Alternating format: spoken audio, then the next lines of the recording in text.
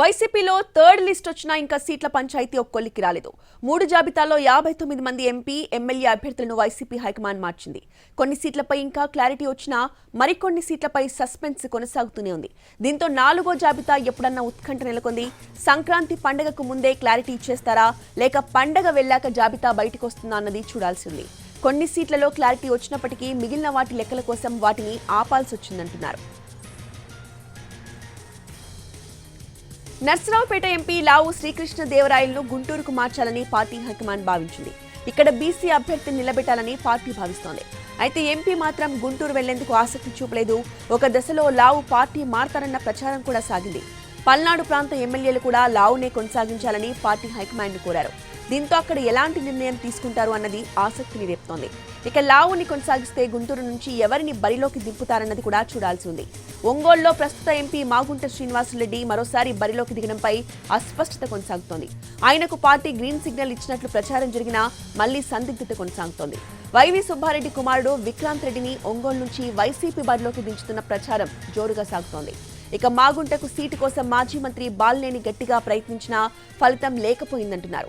ఇక బాలినేని ఒంగోలు అసెంబ్లీ నుంచే బరిలో ఉంటానని చెప్తున్నా దానిపైన క్లారిటీ ఇవ్వలేదు. ఆయన గిద్దలూరు వెళ్తారన్న ప్రచారం కూడా పార్టీలో సాగుతోంది. ఇక అనకాపల్లి, అమలాపురం, నర్సాపురం అభ్యర్థులను ప్రకటించాల్సింది. రాజమండ్రి, కాకినాడ ఎంపీలను అసెంబ్లీ నియోజకవర్గ ఇన్ఛార్జీలుగా నియమించారు. మరి వీరి స్థానంలో ఎవరికి అవకాశం దక్కుతోందన్న ఆసక్తి నెలకొంది. విజయనగరం ఎంపీగా మంత్రి బొత్స మేనల్లుడు మర్జి శ్రీను పేరు దాదాపు ఖరారైందంటున్నారు. అయితే ప్రస్తుత ఎంపీ బెల్లాన చంద్రశేఖర్ను ఎక్కడ సర్దుబాటు చేయాలన్న దానిపై కసరత్తు కంటిన్యూ అవుతోంది. ఇప్పటికే బెల్లాను పిలిచి మాట్లాడారు ముఖ్యమంత్రి జగన్.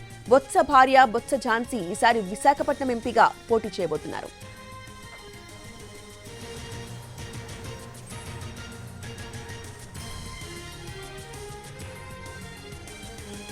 తిరువూరు ఎమ్మెల్యే రక్షణ నిధికి మరోసారి సీటు లేదంటున్నారు.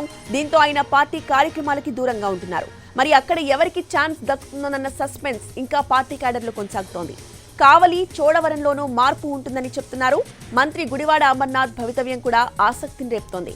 ఆయన ప్రస్తుతం ప్రాతినిధ్యం వహిస్తున్న అనకాపల్లికి మలసాల భరత్ కుమార్ ను ఇన్ఛార్జిగా నియమించారు. మంత్రిని పెందుర్తి పంపుతారన్న ప్రచారం కూడా జరిగింది.